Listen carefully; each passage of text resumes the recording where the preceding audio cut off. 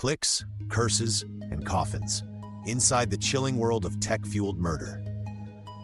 The glow of a smartphone screen is the last thing millions of people see before they fall asleep, and the first thing they see when they wake. Our lives are lived through these illuminated rectangles, our friendships, our romances, our arguments, our finances. We have willingly invited a silent, all-seeing witness into every facet of our existence. But this witness is not just passive.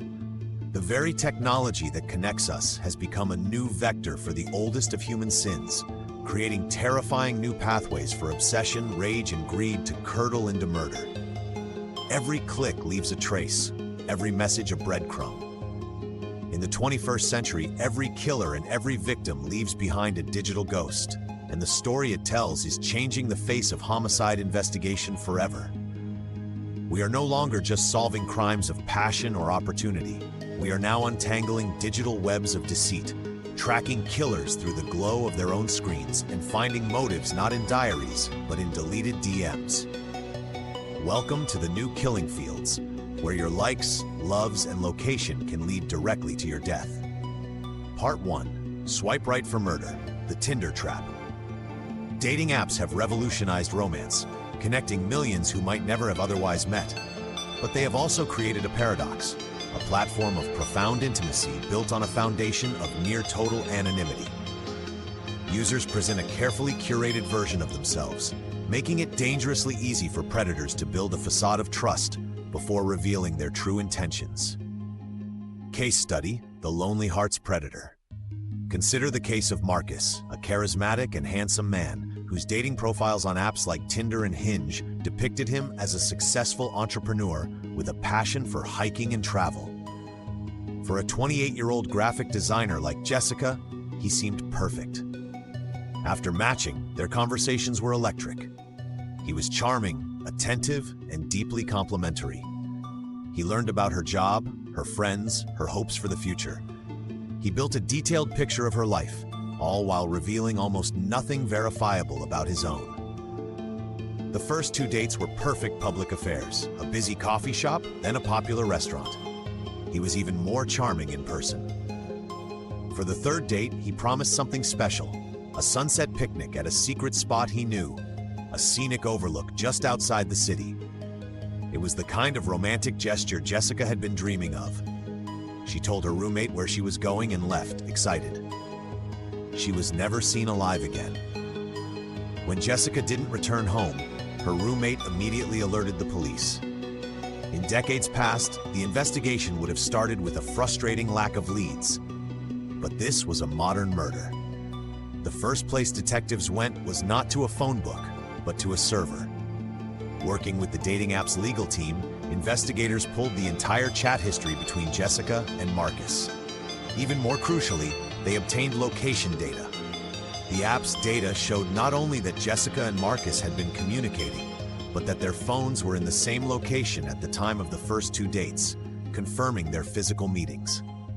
For the 3rd date, the app's location services showed both phones traveling to the remote overlook. Then, 2 hours after they arrived, Marcus's phone was tracked leaving the area alone, while Jessica's remained at the overlook, motionless. Cell tower data from their respective service providers confirmed the story. The digital breadcrumbs formed an undeniable path, leading police directly to Jessica's body. When they arrested Marcus, a search of his phone revealed he wasn't a successful entrepreneur. He was a small-time con artist with a history of violence against women. His search history in the days leading up to the murder included phrases like "how to disable iPhone tracking" and "best way to wipe a phone." He had tried to erase his digital ghost, but he had failed. The very app he used to lure his victim became the star witness against him.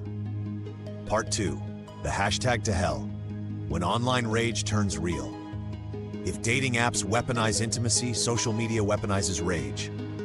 The public square of Facebook, Instagram, and X has become a coliseum where petty slights are amplified into public vendettas. The shield of the screen emboldens individuals to say things they would never say face-to-face, while the viral nature of the platforms can draw friends, family, and even total strangers into the conflict, creating a digital mob. the neighborhood war. It started, as it so often does, with something trivial. David, a 42-year-old father of two, had a long-running dispute with his next-door neighbor, Kevin, over a shared driveway. One afternoon, after a heated argument, David filmed Kevin on his phone, shouting and losing his temper. David posted the video to his Facebook page with the caption, "My crazy neighbor is losing it again, LOL." The video went viral in their small community. It was shared dozens of times. The comments were vicious, mocking Kevin's appearance, his job, his family. Kevin, a quiet man who valued his reputation, was publicly and digitally humiliated. He pleaded with David to take the video down, but David refused, enjoying the attention. The digital harassment became relentless. Kevin's children were teased at school. Strangers would drive by his house, yelling insults. His world, once safe and private, had been shattered. His pleas for help to Facebook went unanswered, lost in the platform's automated reporting system. His obsession grew. He spent hours a day scrolling through the comments, his anger hardening into a cold, methodical rage. The digital trail documented his descent. His own posts became darker. He shared articles about standing your ground and defending your family's honor. 1 week after the video was posted, Kevin waited for David to leave for work. He confronted him in the driveway, the very spot where the feud began, and stabbed him multiple times, leaving him to die on the pavement. For investigators, the motive was not a mystery to be solved. It was a public record. The entire timeline of the escalation, from the initial post to the last threatening comment, was laid out for them on Facebook. Kevin had essentially live-blogged his own motive. His digital ghost wasn't a faint echo, it was a screaming confession, a chilling testament to how a modern-day public square can become the breeding ground for a very old-fashioned murder. Part 3, the smart home invasion, no place to hide. The Internet of Things, IoT, promises a future of convenience and control. Our lights, thermostats, speakers, and locks can all be controlled from the palm of our hand. But this seamless connectivity creates an unprecedented vulnerability, especially in cases of domestic abuse. For a victim trying to escape a controlling partner, the smart home can become a prison, a tool of inescapable psychological terror. Case study: the ghost in the machine. When Maria, a 34-year-old teacher, finally found the courage to leave her abusive and tech-savvy ex-boyfriend Tom, she thought she was free. She changed the locks on the home they had once shared and tried to rebuild her life. But she soon realized she wasn't alone. It began subtly. The thermostat would suddenly drop to freezing temperatures in the middle of the night. The television would turn on at full volume, blasting static. Then it escalated. The smart speakers in her bedroom would whisper her name or play the song from their first dance at 3 a.m. Tom, using the access he still had from his phone, was waging a campaign of psychological warfare.